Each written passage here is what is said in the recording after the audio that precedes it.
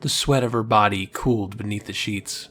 In sleep, she was at Midian's necropolis, the wind coming to meet her down its avenues from all directions at once, north, south, east, and west, chilling her as it whipped her hair above her head and ran down her blouse. The wind was not invisible. It had a texture, as though it carried a weight of dust, the motes steadily gumming up her eyes and sealing her nose, finding its way into her underwear and up into her body by those routes too. It was only as the dust blinded her completely that she realized what it was. The remains of the dead, the ancient dead, blown on contrary winds from pyramids and mausoleums, from vaults and dolmen, charnel houses and crematoria, coffin dust and human ash and bone pounded to bits, all blown to Midian and catching her at the crossroads. She felt the dead inside her, behind her lids, in her throat, carried up toward her womb. And despite the chill and the fury of the forest storms, she had no fear of them, nor desire to expel them. They sought her warmth and womanliness. She would not reject them.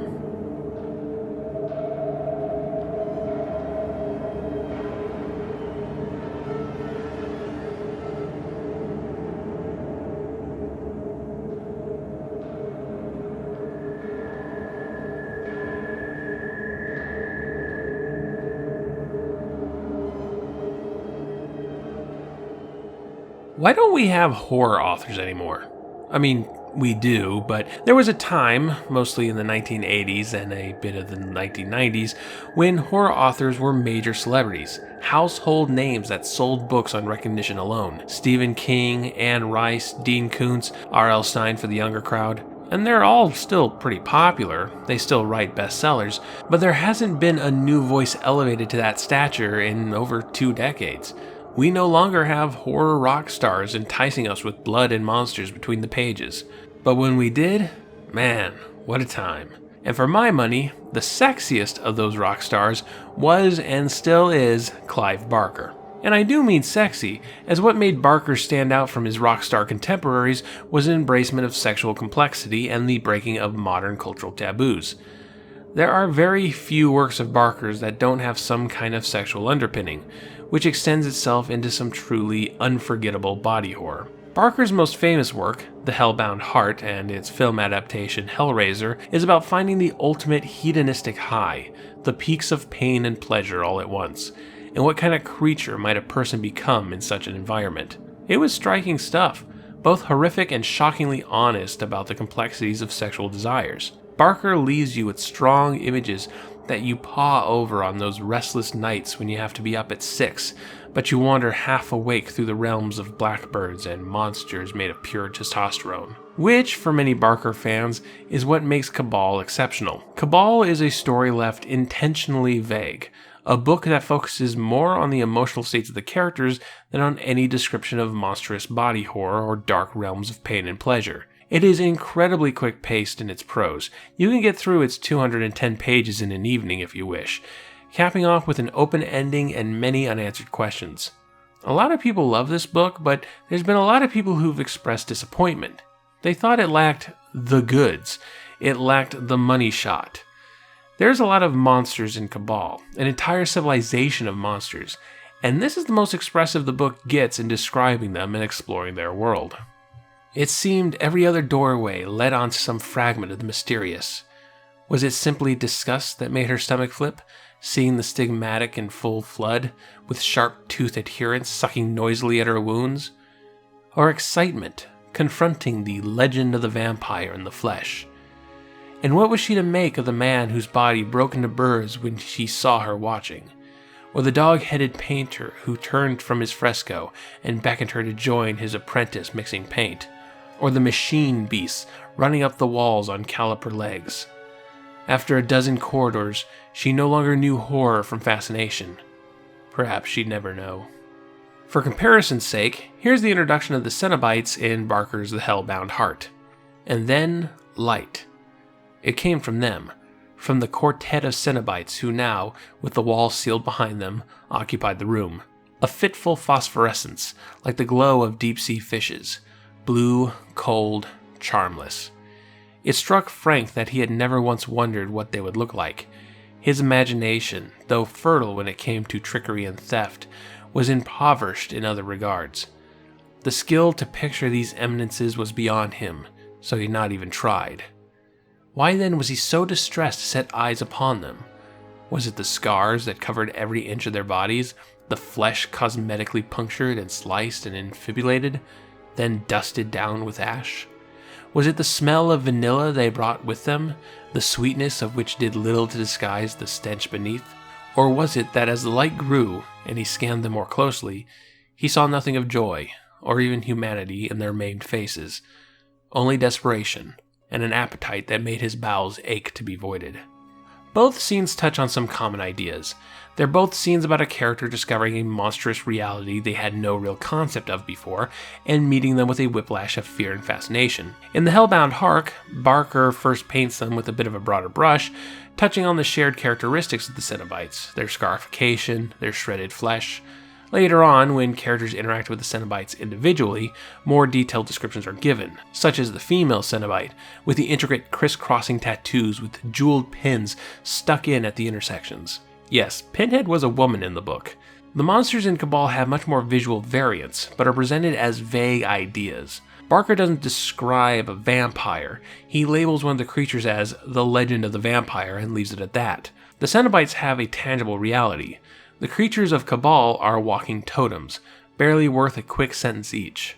Cabal was published in 1988, a year after the release of the Hellraiser film and the same year as Hellraiser 2, meaning Barker was close to the peak of his popularity.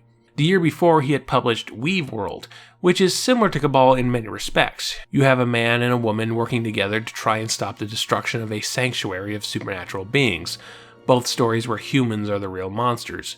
And yet, Weave World is a 700-page tome. It lingers in its setting and with its characters. Basically, Barker was in demand. He already put out a big, expansive thing. People wanted more of that big, expansive thing, and instead got an exercise in brevity. And this is very much by design. Here's a quote from a Fangoria interview Barker did in 1989. I wanted to do the reverse of what I did in Weave World, which was to really cross the T's and dot the I's, give every detail of psychology and so on. In Cabal, I wanted to present a piece of quicksilver adventuring in which you were just seeing flashes of things. Boone, Laurie, the Breed, each character's psychology reduced to impressions. Part of the fun for me was to write in short, sharp bites. The reviews for the book split into two camps. One was those people who enjoyed Weave World in all its detailed 700 pages and thought Cabal was too perfunctory. And the other camp thought Weave World was too large and enjoyed Cabal because of its speed. You can't please all the people all the time, but I never set out to make Cabal a work of Weave World's depths. I suppose I should tell you what Cabal is actually about. Boone is a young man dealing with certain mental disorders.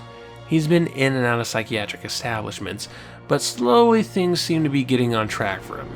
He's dating a sweet woman named Laurie. He's seeing a psychiatrist, Dr. Decker. It's not perfect, but it's on the upswing. That is until Decker informs him of the results of their hypnotherapy. While Boone was under, he confessed to multiple murders, giving details that only the killer would know. Boone is horrified by these revelations. He tries to commit suicide and fails, but while in the hospital, one of his fellow patients mentions a place called Midian, a name Boone had heard in his days in institutions. It's a myth, a hidden sanctuary for the broken and the monstrous, but it's the only thing Boone has, so he sets out to find it. It turns out Midian is real, a hidden civilization buried beneath a forgotten cemetery, but it's not humans who reside there, but the Nightbreed, an ancient race of monsters, driven underground by centuries of hate against them. Boone believes he belongs there, and it turns out he does, but not for the reasons he assumes, because Boone is not the killer. It was Decker. Decker's been killing people with his alternate persona, Old Buttonface, and Boone was a convenient scapegoat to take the heat for Decker's crimes. Also, Laurie is following Boone's trail, confused and saddened by his actions. She may not find answers, but she may find closure.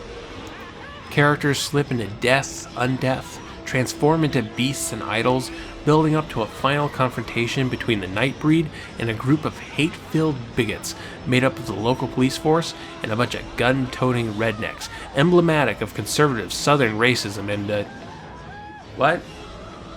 What do you mean it takes place in Canada? But everyone's nice in Canada.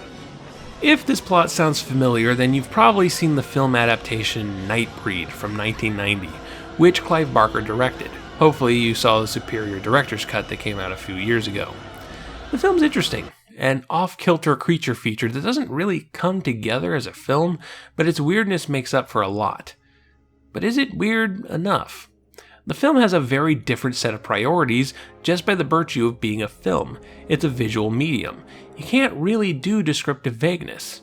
You have to show us what the Nightbreed looks like, what Midian looks like, what everything looks like. This isn't a bad thing, just the nature of putting a book to film. But it's interesting that Clive Barker took a book that he intentionally wrote as a quick, vague monster story and took it upon himself to make it as not vague as possible. That gives the Nightbreed film a certain sense of authority over Cabal. If it was just some studio putting any old director behind the film, it would be easy to ignore as a non-definitive version of the story. The Lord of the Rings movies are fun and might even be your preferred way of experiencing this story, but they don't override the books in any way. But if J.R.R. Tolkien himself directed the movies, the discussion would get a bit more complicated. The novel is a whole different experience. The relation between the maker, myself, and the, I don't want to say receiver, because the reader is far less passive than a viewer of a movie is. The co-creator of a novel, that is to say the reader, co-creator for this reason, that if I was to take a scene from Nightbreed and show it to 6 people and ask them when they'd seen that scene to describe the scene, we might say that by and large they'd seen the same thing. By and large they'd experienced the same thing.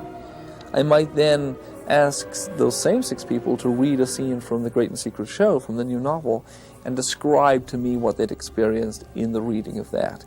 And I guarantee we both know that there will be 6 radically different experiences. Barker's always been interested in the artistic merits of film versus the artistic merits of literature, having worked in both. And the Cabal Nightbreed comparison is probably his largest exercise in figuring the two mediums out. Yeah, he also directed Hellraiser, but Hellraiser and the Hellbound Heart aren't in stylistic conflict with each other. Cabal and Nightbreed are. So what are the strengths of each medium, and how does this story utilize these strengths? A book has a discussion with you. Literature reaches your brain much in the same way a conversation with a person does. Someone gives you a blueprint of an idea, and you construct that idea from your personal experiences. Say I describe to you a car. It's an old hunk of junk, a station wagon from the 1970s, with the wood paneling on the sides and the rest painted a sickly off-yellow, bleached out by the sun. The metal is starting to corrode, there's rust on the bumpers, and the windshield is cracked. Do you have this vehicle pictured in your head? Whatever you're imagining is not even close to what I'm imagining, and not even close to what every other viewer of this video is imagining. You probably started by building off your default idea of what a station wagon is. Maybe your family had one at one point, maybe your friend's family had one that you're less familiar with, maybe you don't know much about cars and only have a vague idea of what it is. We put our own patterns in the wood paneling, we pick the exact shade of yellow, we choose where the metal is corroding and how badly, we select the spot in the windshield where it's cracked. We're working from the same description, but if you put all our cars side by side, they would look wildly different. You may be able to minimize the differences with more in-depth descriptions, but you simply cannot perfectly communicate an idea through language, be it spoken or written. And most authors don't even try. They embrace it and use it to get you invested in an idea or character that you helped create. If you put a cute kitten in text, the reader will make it cute as they see it and create the emotional attachments they always make towards cute kittens. Readers will do a lot of the work for you. And with Cabal's lack of descriptions, the readers have to do a lot more work. And in certain cases, the work is more personable and emotional. Consider this passage where Laurie examines herself in the mirror, the only real moment the book brings up her physical appearance. The bathroom had no fan, so both the mirrors had steamed up. She was grateful for their discretion. The catalog of her frailties was quite long enough without another round of self-scrutiny to swell it. Her neck was too thick, her face too thin, her eyes too large, her nose too small. In essence, she was one excess upon another, and any attempt on her part to undo the damage merely exasperated it. Her hair, which she grew long to cover the sins of her neck, was so luxuriant and so dark, her face seemed sickly in its frame. Her mouth, which was her mother's mouth to the last flute, was naturally, even indecently red, but taming its color with a pale lipstick merely made her eyes look vaster and more vulnerable than ever. That's a lot of words without really communicating any concrete details. You know Laurie has long black hair and her lips are a shade of red, but you also know that Laurie is incredibly self-critical and therefore not a reliable narrator in this part of the story. She almost certainly looks fine by most standards, but just cannot see herself that way. So not only are you building this character from your own bucket of Legos, you're doing it through an emotional framework rather than a physical one. The Laurie you create is that much more personal because, hey, maybe you feel bad about your own appearance. This extends to Cabal's monsters. Describing something as the legend of the vampire is asking the reader to consider not just what their image of a vampire looks like, but what vampires as a concept mean to them. To you, are vampires about sensuality, animalism, strength? What is your cultural frame of reference for vampires? Bram Stoker? Bela Lugosi? Hammer films? Buffy? Twilight? Carmilla? When considering the specific monster, you bring visual reference, emotional reference, and cultural reference, and at that point, can you even call it Clive Barker's monsters anymore? Well, then you have film, which is a visual audio medium that doesn't need you to construct anything. What needs to be seen can be seen. Oh, sure, you can have abstraction, you can have complex narratives and surreal imagery that can make meaning debatable, you can have deep themes and manipulate the audience. But the guy from Eraserhead will always look like the guy from Eraserhead, and the monsters in Nightbreed will always look like the monsters in Nightbreed. Now, the creature effects in this film are fun, but their existence narrows down their thematic possibilities considerably. The Nightbreed on film evoked body modification and counterculture. We have punk rock aesthetics and some Satanist iconography. They're the monsters that panicky 80s Christian moms thought their children were getting into when playing Dungeons & Dragons. It's just the monsters are the good guys and the panicky moms are the bad guys. You get into themes of cultural abandonment, self-identity, and self-expression, which are really strong themes and work wonderfully for this material. But if, say, your takeaway from Cabal was about how cultural perceptions of monsters change over time, with the Nightbreed representing 19th century Bram Stoker, Mary Shelley horror with a tinge of romanticism, and Decker/Buttonface symbolizing 20th century dead inside slasher killers, well, the film just does not support that through its visuals. That doesn't make your take on the book invalid, it just doesn't carry over comfortably to the film. In any case, the monsters in Nightbreed are Barker's monsters. You can borrow them, but they're not yours. The ones in Cabal are yours. So in the interest of review, is Cabal a good book? Sure. I wouldn't put it in my top 5 Clive Barker stories, but maybe my top 10 depending on my mood. It's really its existence as a style experiment and its contrast to its film adaptation that makes Cabal interesting and worthy of study. It's an important piece in the Barker bibliography while not being an exceptionally striking example of his style, which still means it's shockingly visceral compared to all the other horror rock stars of the time, and I wouldn't have it any other way.